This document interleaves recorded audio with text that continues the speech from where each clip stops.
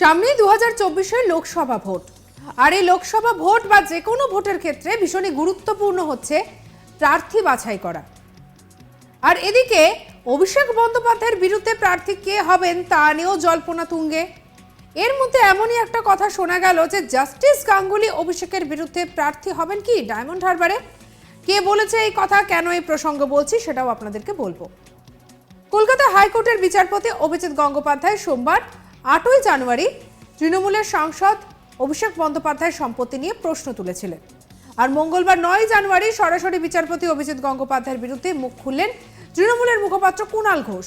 তার অভিযোগ, অভিজিৎ গঙ্গোপাধ্যায় যে ভাষায় কথা বলছেন তা একজন বিচারপতির মুখের ভাষা নয়। তিনি একজন বিচারপতির এখতিয়ারের বাইরে বেরিয়ে একজন রাজনীতিবিদ হিসেবে তো কথা বলছেন। কুণাল এও দাবি করেছে যে বিচারপতি অভিজিৎ গঙ্গোপাধ্যায়ের যদি এতই অভিষেক বন্দ্যোপাধ্যায়ের সম্পত্তি নিয়ে জানার থাকে তাহলে অভিষেকের ভোটে দাঁড়ানোর সময় দাখিল করা এফিডেভিট দেখে নিলেই পারেন। সঙ্গে তিনি আরও এক ধাপ এগিয়ে বিচারপতি গঙ্গোপাধ্যায়কে বলেন এটা তার অবসরের বছর, তাই তিনি এখনই স্বেচ্ছা অবসর নিয়েই ডায়মন্ড হারবারের তৃণমূল প্রার্থী অভিষেক বন্দ্যোপাধ্যায়ের বিরুদ্ধে ভোটে দাঁড়ান। কি বলেছেন কুণাল, শুনবো।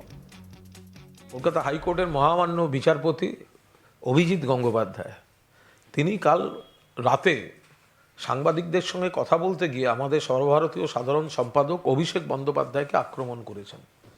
তিনি বলেছেন অভিষেক বন্দ্যোপাধ্যায়ের সম্পত্তি কত, এটা বিচারপতির ভাষা নাকি টুলের উপর দাঁড়িয়ে কোনো পথসভায় কোনো রাজনৈতিক ব্যক্তিত্বের পথসভা তৃণমূল বিরোধী ব্যক্তির বক্তৃতা।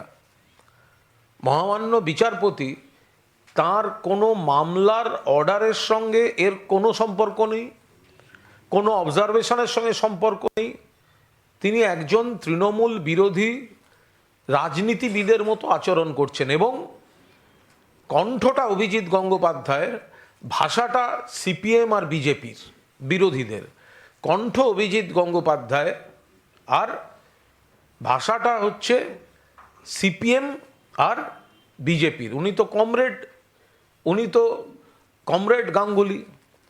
তো এখন আমি বলি যে অভিষেক বন্দ্যোপাধ্যায়ের সম্পত্তি জানার আপনার এত কৌতূহল কিসের, আপনার কিসের তাগিদ? যদি এত তাগিদ হয়, অভিষেক বন্দ্যোপাধ্যায় দুবারের সাংসদ, রেকর্ড ভোটে জিতে এই তৃতীয়বার হতে চলেছেন। তো দুবারের সাংসদ যখন ভোটে দাঁড়ান তখন ভোটের যে হলফনামাটি থাকে নির্বাচন কমিশনের, সেখানে তো তার সম্পত্তির সমস্ত হিসাব দেওয়া আছে। তো অভিজিৎ গঙ্গোপাধ্যায় যদি অভিষেক বন্দ্যোপাধ্যায়ের সম্পত্তি নিয়ে এতটা আগ্রহী হন, তিনি তার এফিডেভিটগুলো দেখে নিন। অভিজিৎ গাঙ্গুলি বাইরে প্রেসের সামনে এরকম হিরো সাজার বদলে এইভাবে শব্দগুলো কে আমি অভিষেকের সম্পত্তি দেখতে চাই। আরে দেখুন না মশাই, আপনার হাতে কম্পিউটার রয়েছে, আপনি ডাউনলোড করে নিন অভিষেকের এফিডেভিট, আপনি দেখে নিন। আপনি তো একজন বিচারপতি, আপনার তার একটা এখতিয়ার থাকা উচিত। এখতিয়ারের বাইরে চলে যাচ্ছেন।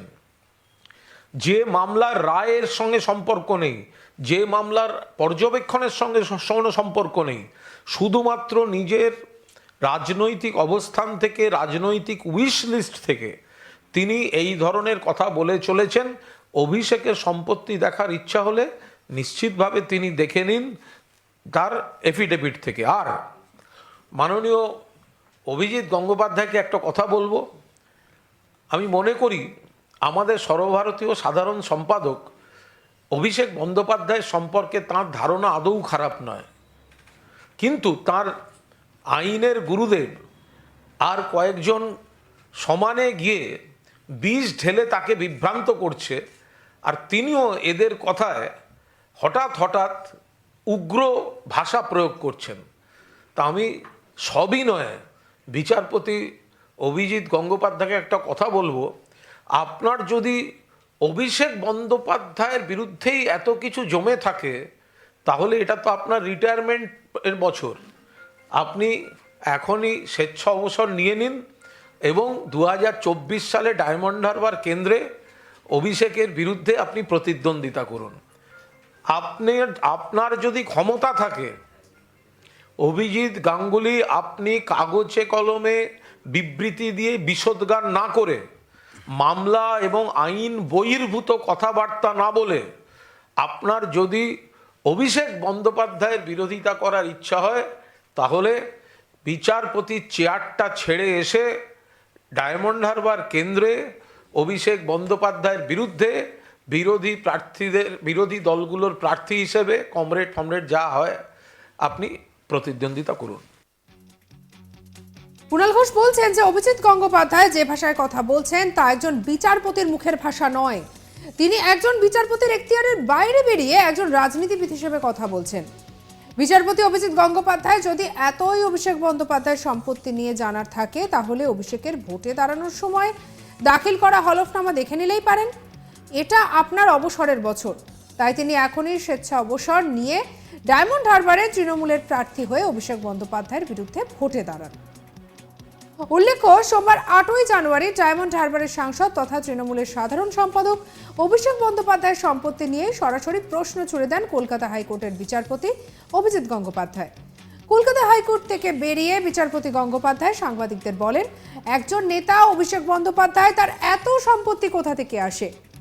এদিন তিনি আরো বলেন যে তিনি কি একটা পিটিশন দিয়ে ঘোষণা করবেন, হলফনামা তৈরি করে সোশ্যাল মিডিয়ায় কি পোস্ট করবেন তার সম্পত্তি কত। যদি তিনি করেন তাহলে অন্যান্য নেতারা যারা আছেন যেমন মীনাক্ষী মুখোপাধ্যায় তারাও তাহলে তাদের সম্পত্তির হিসাব দিক। সাধারণ মানুষ হিসেবে আমরা জানতে চাই এই বিষয়টা। প্রসঙ্গত, এর আগে অভিষেক বন্দ্যোপাধ্যায় ব্যাংক অ্যাকাউন্ট না থাকা নিয়ে প্রশ্ন তুলেছিলেন কলকাতা হাইকোর্টের আরেক বিচারপতি অমৃতা সিনহা। খুব স্বাভাবিকভাবেই অভিজিৎ গঙ্গোপাধ্যায়ের এই ধরনের বক্তব্যকে কেন্দ্র করে চাঞ্চল্য ছড়িয়েছে। চলুন এবারে শুনে নিই যে বিচারপতি অভিজিৎ গঙ্গোপাধ্যায় ঠিক কি বলেছেন। একজন নেতা অভিষেক বন্দ্যোপাধ্যায় তার এত সম্পত্তি কোথা থেকে আসে? তিনি কি একটা এফিডেভিট অফ অ্যাসেটস দিয়ে ডিক্লেয়ার করবেন? এফিডেভিট তৈরি করে সোশ্যাল মিডিয়াতে কি পোস্ট করবেন যে তার এফিডেভিট অ্যাসেটস কত? সেটা করতে পারবেন? যদি তিনি করেন, আমি তাহলে অন্যান্য ইকুইভ্যালেন্ট নেতা যেমন মীনাক্ষী মুখোপাধ্যায় বা অন্য যারা আছেন তাদের কাছেও একই অনুরোধ রাখবো যে আপনারাও ওই এফিডেভিট অফ অ্যাসেটস করে সোশ্যাল মিডিয়ায় দিন। আমরা দেখতে চাই, সাধারণ মানুষ হিসেবে আমরা দেখতে চাই যে কার কত সম্পত্তি আছে, কে কত সম্পত্তি করেছেন এবং কার সম্পত্তি করার কতটা সোর্স ছিল, কতটা সম্পত্তি করার। এটা কি করতে পারবেন? আর এই হচ্ছে সেই বক্তব্য যে বক্তব্যকে কেন্দ্র করে কুণাল ঘোষ কটাক্ষ শানিয়েছেন।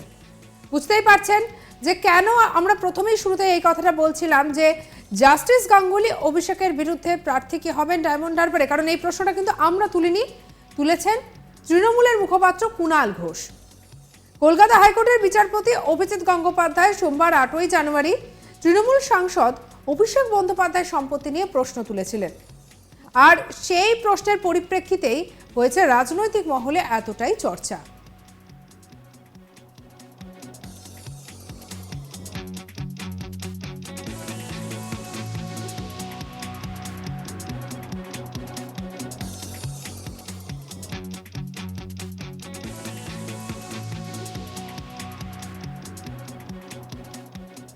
সঙ্গে রাখুন আজ তাক বাংলার ইউটিউব চ্যানেলকে, লাইক করুন, শেয়ার করুন, সাবস্ক্রাইব করুন আজ তাক বাংলার ইউটিউব চ্যানেল। আমরা এখন রয়েছি হোয়াটসঅ্যাপেও, তাই ফলো করে নিতে ভুলবেন না।